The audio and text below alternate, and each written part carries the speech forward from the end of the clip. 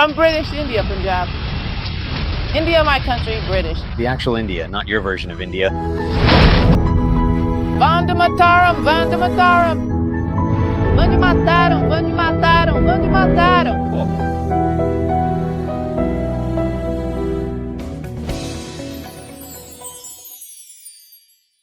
This story is from before the country's independence, when a 119-year-old revolutionary from Punjab was waiting for his turn to be sent to the gallows.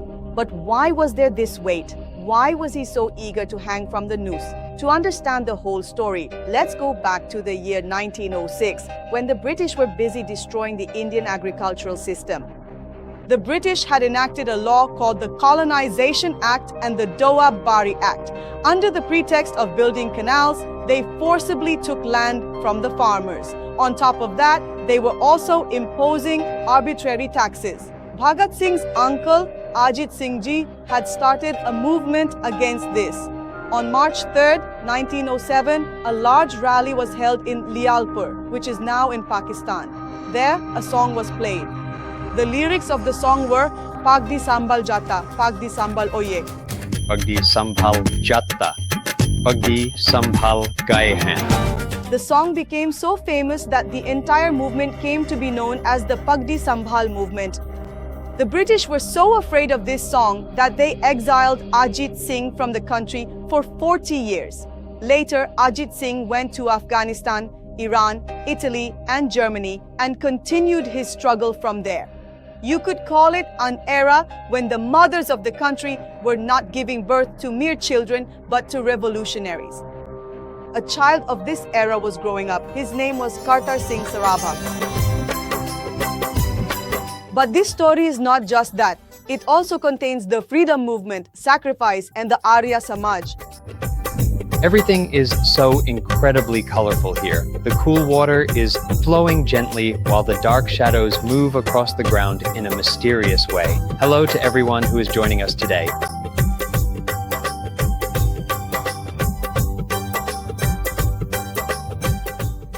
Yes, I am Harpreet Kaur. On May 24, 1896, in the Sarabha district of Ludhiana, a child was born into a Jat Sikh family to father Mangal Singh and mother Sahib Kaur. The child was named Kartar Singh. In his childhood, his father passed away. His grandfather raised him. When he was 10 years old, he witnessed the Pagdi Sambhal movement in Punjab, in which people refused to bow down before the British. However, Kartar, who was very sharp in his studies, passed his matriculation exam from high school with good marks. There was no shortage of anything at home. He belonged to a well-off family and was the only heir. So when Kartar turned 16, his grandfather sent him to the University of California in Berkeley to study chemistry. The very first challenge Kartar faced was discrimination upon arriving in San Francisco when the immigration department asked him questions for which a 16-year-old boy was not prepared. Upon arriving there, an incident occurred that changed his life forever. West India? No. Punjab, India is my country. British India, not your India. Sardar Singh Shraba, who came to America in 1912, also arrived at this very place. These barracks were also like a barrack, basically just a room, like a prison cell that someone had taken over. When Kartar saw that insulting questions were being asked of Indians, while immigrants from other regions and countries were being granted approval, when he asked the reason for this, he was told that Indians are slaves, so they are second-class citizens. Secondly, the house he used to live in, the owner of that house was decorating the entire place one day. When Sarabha asked her the reason for decorating the house, the landlady told him that on this day, her country had gained independence, so she was celebrating the joy of this day by decorating the house. After this incident, Sarabha's soul cried out, wondering why people like us couldn't celebrate such a day. These were the very incidents that awakened the dream of freedom in Sarabha's eyes and in India under British rule. He began to question the very existence of British rule. The year was 1912. A large conference of Indians was held in Portland, America. Many Indians, including Harnam Singh and Sohan Singh Bhakna, attended this conference. During this event, Lala Hardayal, who was deeply influenced by the ideology of Arya Samaj and was a devoted disciple of Maharishi Dayanand Saraswati, delivered a speech there. Listening to this speech, Saraba was greatly inspired. This was a time in India when the youth of the country had become very disillusioned with the moderate policies of the Congress. They began to feel that freedom could not be achieved without taking up arms. And so, the movement for independence gained momentum. The soldiers of Arya Samaj laid the foundation of the Gadar movement on foreign soil. This was the first movement of its kind whose foundation was laid abroad. Here, Indian students were actively participating in the meetings of this movement. The Gadar party had only one goal: India's independence by any means necessary. Their only slogan here was for the freedom of the country, to be called upon in every possible way. How much less was the Gadar? How many were there? We proudly sing Vande Mataram. Vande Mataram. One might certainly be inclined to suggest, in a very particular sense, that this is the case.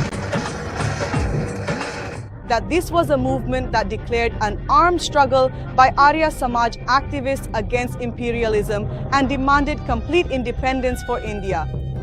Kartar Singh took an active part, and the party appointed him in charge of publishing the Punjabi edition of their mouthpiece.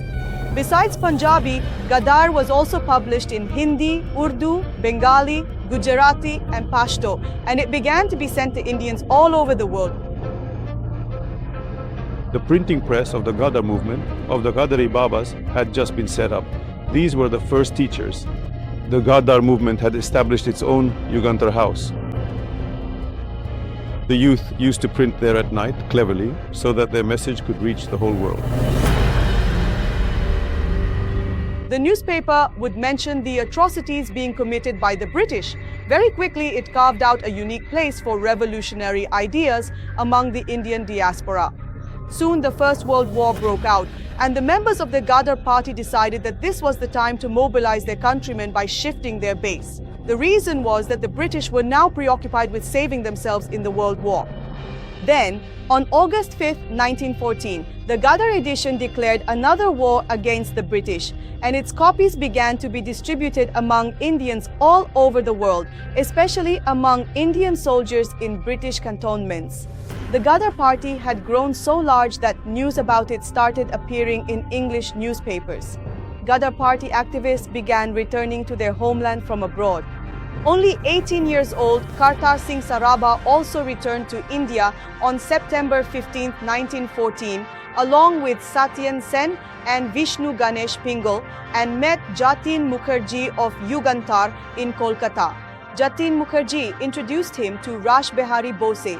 Kartar Singh met Bose in Banaras and informed him about the arrival of 20,000 Gadar members and the plans for the revolution.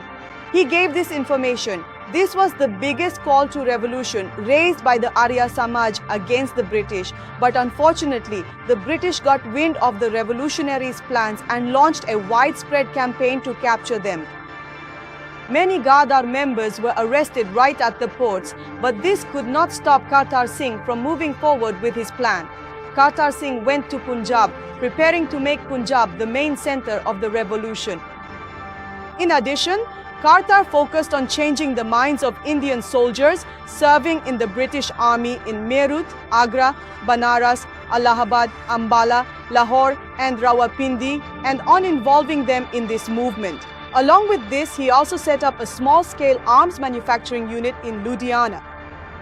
Along with Rash Behari Bose and other senior leaders, the date for the uprising was set as February 21, 1915, and plans were made to attack the cantonments at Mian Mir and Firozpur, as well as to incite rebellion in Ambala. However, misfortune struck Mother India once again when, just one day before the uprising, a traitor betrayed them, leading to the arrest of many revolutionaries.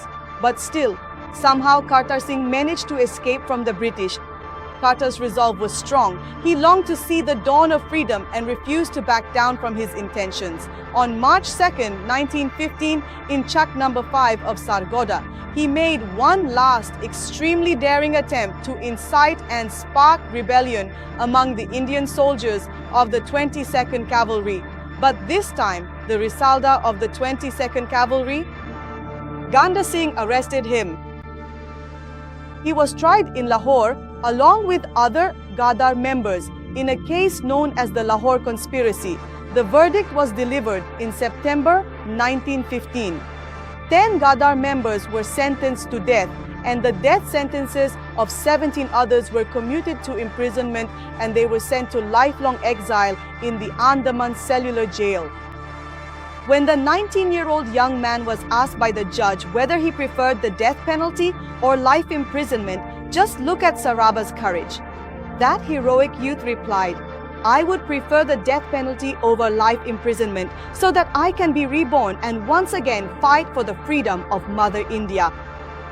To this, the judge said, "What if you are born as a girl?" Sarabha replied, "Then I will give birth to 10 Sarabhas so that the very foundation of British rule is uprooted." While delivering his sentence, the judge declared him the most dangerous among all the rebels, saying that he takes immense pride in his actions. Therefore, he is not deserving of any mercy and should be sentenced to death. His grandfather came to meet him in Lahore jail as he was the only light of the family. He said, "Kartar Singh, we still don't believe that your sacrifice will benefit the country in any way. Why are you ruining your life?"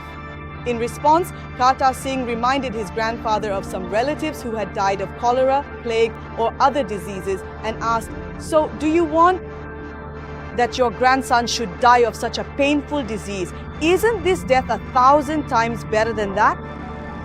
On November 16, 1915, Kartar Singh walked away with a smile on his lips and a sparkle in his eyes, singing a patriotic song he had written himself.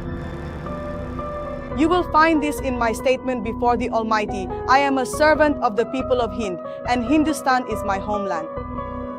I am Hindi, pure Hindi.